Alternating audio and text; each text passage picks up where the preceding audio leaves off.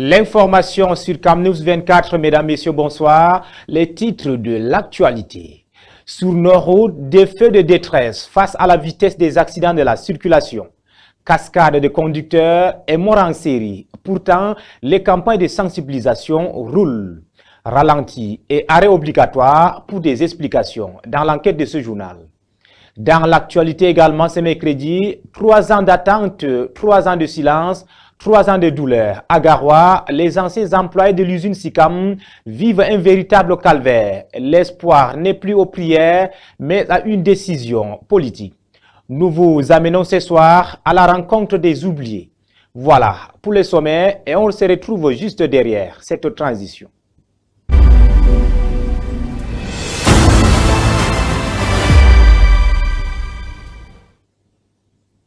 Mesdames, Messieurs, vous faites bien de vous informer sur CamNews 24 IDFM en direct de Garoua dans le Nord Cameroun et merci de choisir nos antennes.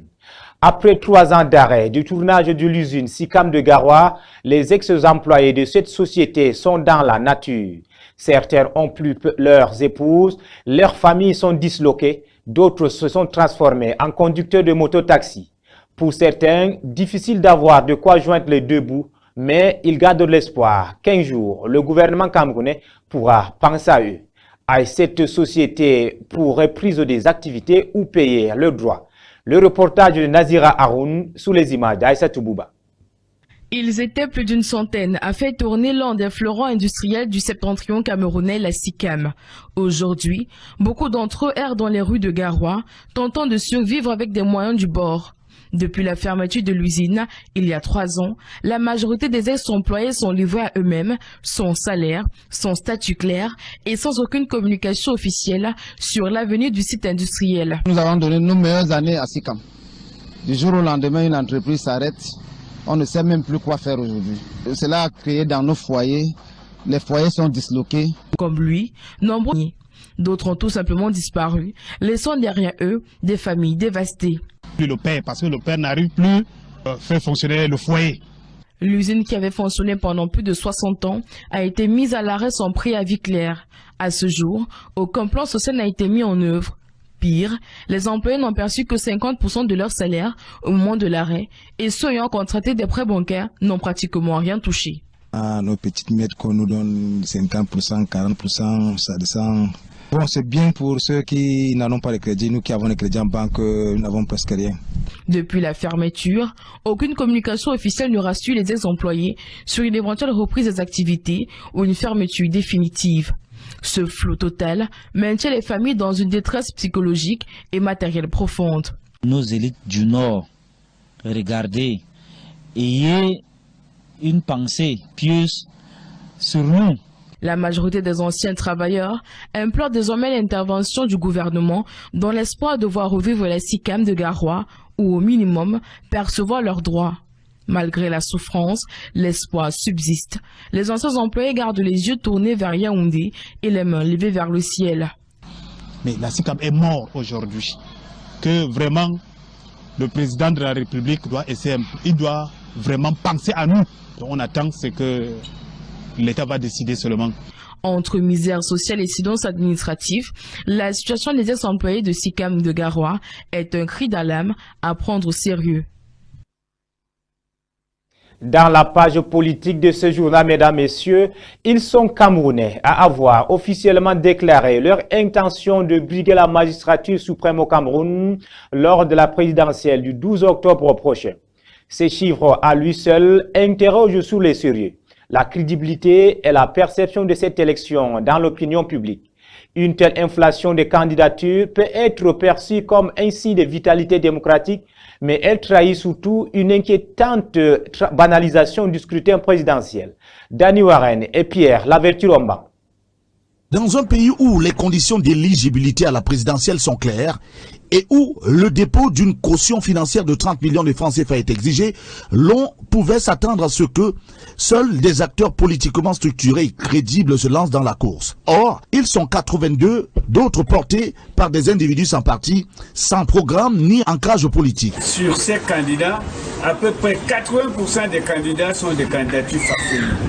On a ramené la caution à 30 millions, on a même mis quelque chose qui me paraissait et qui me paraît encore évident et convaincant, que chaque candidat doit pouvoir avoir des élus. Malgré ça, on a vu des gens vraiment aux allures des farfelus. Qu'est-ce qui se passe? Plus profondément, pour certains analystes, cette situation met en lumière un malaise démocratique profond.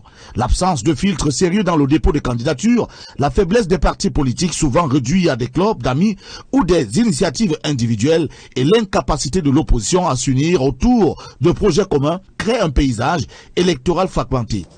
Comment pouvez-vous imaginer qu'on ait 81 manifestations de candidature au poste de président de la République? Comment pouvons-nous imaginer que même si vous avez une candidature indépendante, qu'on ne puisse pas s'assurer que vous avez les 300 signatures avant même de prendre? Il y a des conditions qui ne sont pas à la limite négociables. On appelle ça du non négociable. C'est simplement la preuve qu'en fait on a de réels problèmes de gouvernance. Et vraiment j'ai très peur. J'ai très peur pour ce pays. J'ai très peur pour l'avenir.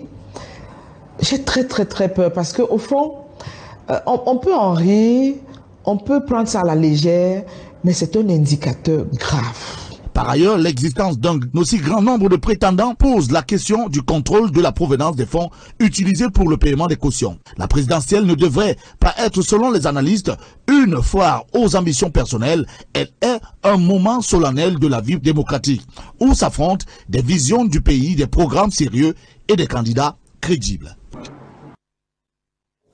Parlons à présent de toute autre chose. Le Conseil économique et social surfe sur le TIC et l'intelligence artificielle. Le personnel de cette institution, formé par la chaire UNESCO Access TIC en Afrique centrale, a reçu des attestations lundi dernier. Une cérémonie présidée par Zachary Goumbé, secrétaire général du Conseil économique et social. Michel Renaud-Wanja. Le Conseil économique et social s'ouvre à la maîtrise des outils digitaux.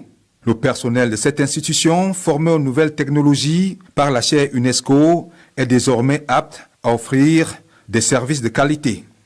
Au cours de la remise d'attestation aux lauréats, le secrétaire général de cette institution, au nom du président Ayang Luc, a salué cette initiative conjuguée de la chaire UNESCO et l'IAI.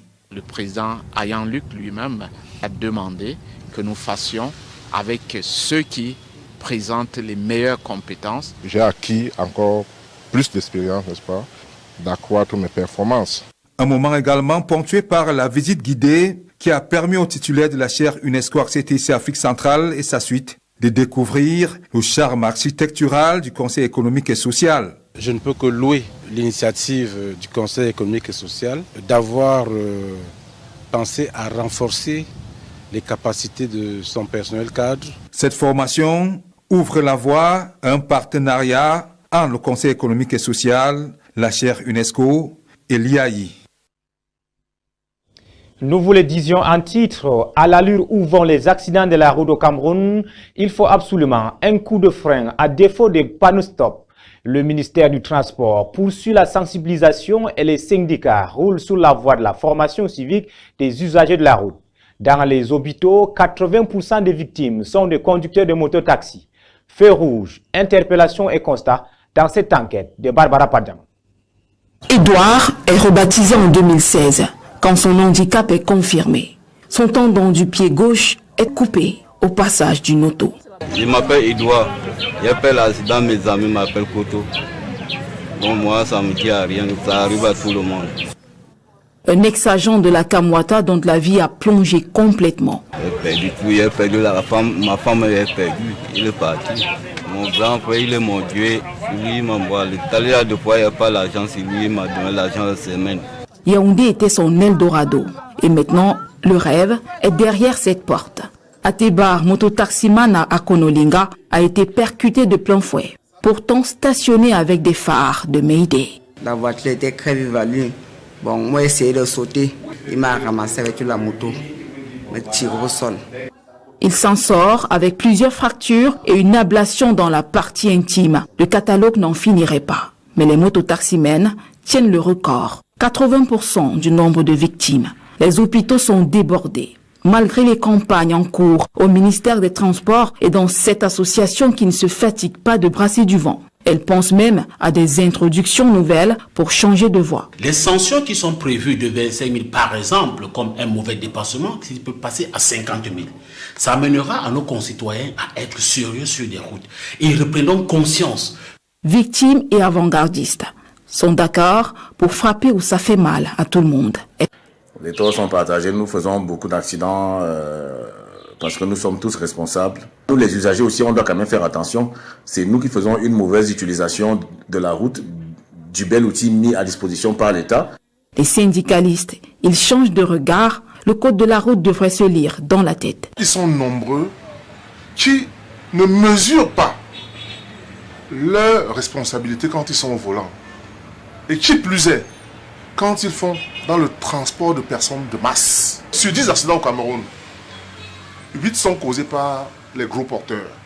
Il y a donc urgence à former les conducteurs de gros porteurs. Même en nos langues vernaculaires, on peut former quelqu'un à la conduite. Il s'agit de faire quoi? De lire particulièrement la route. Les motos ont leur révision en guise de visite technique. Aucune excuse. Les automobilistes, pareil. Quand on ne s'aligne pas, c'est qu'on accélère sûrement dans l'autre sens. En éducation, la communauté du Grand Nord et le collège turco La Fraternité à Yaoundé annoncent le renouvellement de leur partenariat fructueux. Cette collaboration promet de renforcer l'éducation et de favoriser l'excellence académique au sein de deux institutions, Ghislain Kougan et Ivan Selmouta Diouf.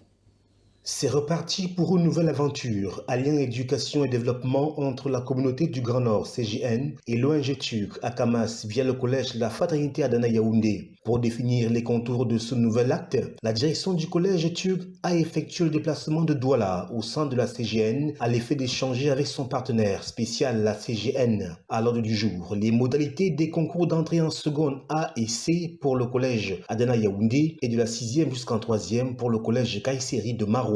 Et comme toujours, l'aspect social prime avec des innovations et encouragements visant à motiver massivement les candidats pour les épreuves écrites prévues le 10 mai 2025 au centre de Douala à la CGN. La particularité de cette année, c'est que nous offrons une gamme de bourses à tous les candidats, commençant par les meilleurs. Tous ceux qui obtiendront une moyenne supérieure ou égale à 14 sur 20 obtiendront une prise en charge à 100%.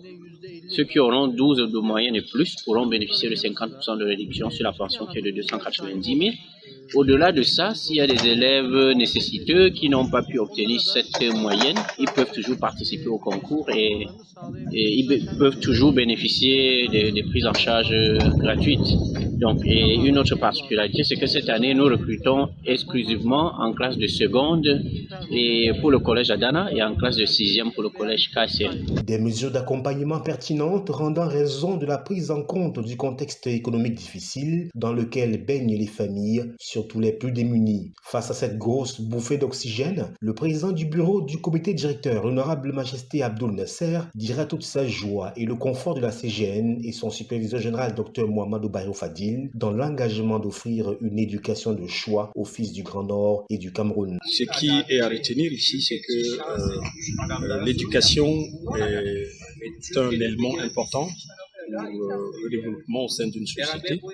Et nous remercions le superviseur général, le Dr Mohamedou Bayo Fadil, qui a fait de la jeunesse le fer de lance de la nation en les accordant son encadrement dans le cadre de l'éducation. Et ce cadre-là a été trouvé au sein du collège La Fraternité à Dana, Yaoundé, qui est efficace dans l'encadrement, dans l'enseignement et dans l'éducation de nos enfants. Il faut souligner que le partenariat entre la CGN et le collège turc, la Fraternité Adana Yaoundé, connaît un succès digne d'être salué et magnifié avec quasiment une dizaine d'enfants ayant bénéficié des bourses et poursuivant leurs études en Turquie depuis quelques années déjà. Toutes choses qui participent de la vision du docteur Mohamedou Bayo Fadil, superviseur général de la CGN, pour qui investir dans la jeunesse, c'est préparer l'avenir. L'éducation étant la clé de voûte d'une jeunesse dynamique, responsable et qualifiée pour relever les défis du monde contemporain. Alors que dans la région de l'Adama au Cameroun, les femmes jouent un rôle crucial dans l'agriculture. Chaque année, Elles produisent plus de 2500 tonnes de céréales. Malgré les défis liés à l'adoption des pratiques agricoles modernes, ces agricultrices contribuent à la sécurité alimentaire locale. Boubacar Adam. Dans la région de l'Adamawa, au Cameroun, les femmes jouent un rôle essentiel dans la production agricole. Chaque année, elles contribuent à la culture de plus de 2500 tonnes de céréales. Un véritable pilier pour leur famille et leur communauté. Ces agricultrices sont souvent les gardiennes des traditions et des savoir-faire ancestraux. Grâce à leur travail acharné, elles nourrissent non seulement leurs proches, mais également le marché local. Rencontrons Marie, une agricultrice passionnée qui cultive du maïs et du mil. Elle nous parle des défis qu'elle rencontre quotidiennement. La difficulté première, c'est la perturbation climatique. Comme vous le voyez, sur 5 épis de maïs, 3 sont affectés par la perturbation, prolongation de pluie. Et donc sur 5 épis, on a 2 bons maïs. Ça doit rendre difficile la production. Si des initiatives locales ont vu le jour pour soutenir ces femmes. Des formations en techniques agricoles modernes leur permettent d'améliorer leur rendement tout en préservant l'environnement. Pareil, nous a été offert par la compagnie fermière, la CFC.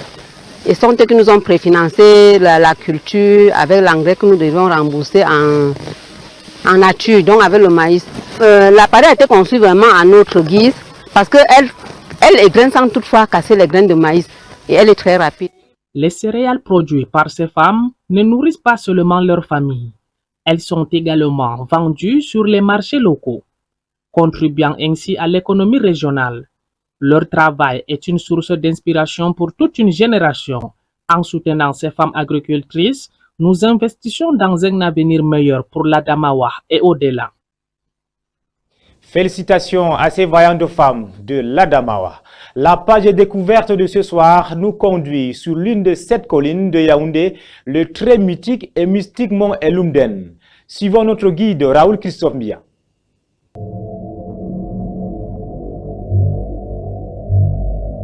Elle trône majestueusement en pleine forêt équatoriale. Elle constitue l'une des plus belles attractions de la capitale du Cameroun. Elle fait d'ailleurs partie des 7 collines que compte Yaoundé. Le mont Elumden, considéré pour beaucoup comme le plus haut.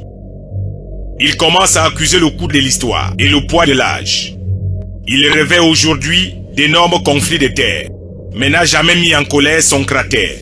Peut-être à cause de ce monastère pour la prière. Mais nous avons tenté de percer le mystère. Pour y arriver, nous avons besoin de l'onction du patriarche, Sa Majesté Edjounia Daniel, chef traditionnel Elumden 1. Nous passons faire les formalités d'usage, non sans lui demander pourquoi nous sommes obligés de faire tous ces rites pour avoir accès à une colline qui est pourtant un domaine public. Je voulais demander au chef d'accepter d'être présent pour que je puisse monter sans problème et revenir sans problème. Tout le monde qui vient ici là passe par moi. On les indique toujours de venir me voir avant de monter. J'essaie de parler qu'ils n'auront aucun incident, qu'ils montent et ils vont descendre en bas comme ils sont partis, c'est un peu ça. À plus de 50 mètres d'altitude, nous cheminons vers le mont Elumden. Pas un pas sans notre bâton de pèlerin, tout en levant les yeux vers cette montagne pour solliciter le secours. Le secours qui nous viendra certainement de celui qui a érigé cette merveille de la nature. Des choses bizarres qui se passent sur cette colline et nous avons besoin des yeux pour les voir. Mais Sa Majesté a pris soin de nous mettre tous en garde contre toute éventuelle action mystique. Je suis comme ça, j'entends un grand bruit. Un grand bruit, comme le fusil. L'arbre commence à danser. Je me place là, je ne fuis pas. Avec quels yeux il voit? Moi, c'est avec... les yeux du baptême. Moi, je vois ça normal. Je suis un patriarche. Ce n'est pas tout le monde qui est là pour être patriarche d'un village. Mais le ventre n'est pas doublé. Un paysage magnifique, un vent impétueux souffle qui laisse voir une autre image de la ville de Yaoundé. Le reste se passe de commentaires.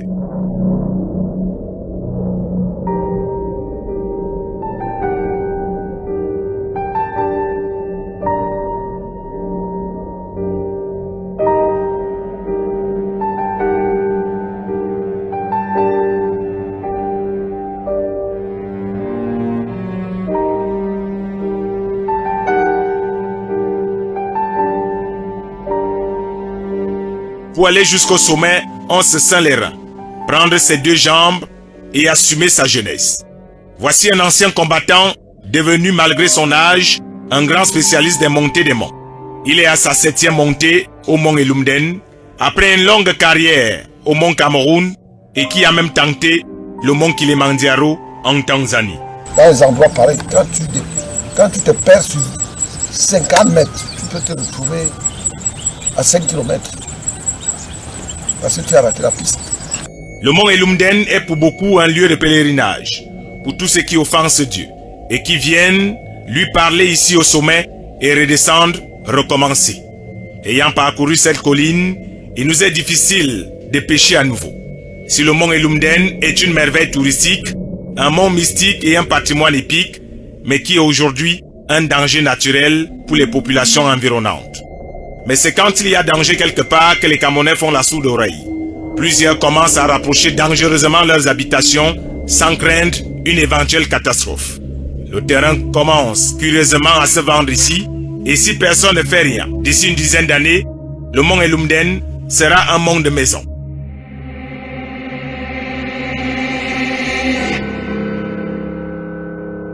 Dans la deuxième partie de ce reportage, vous verrez jusqu'à quel point les Camerounais sont capables de se mettre en danger en allant construire sous des rochers.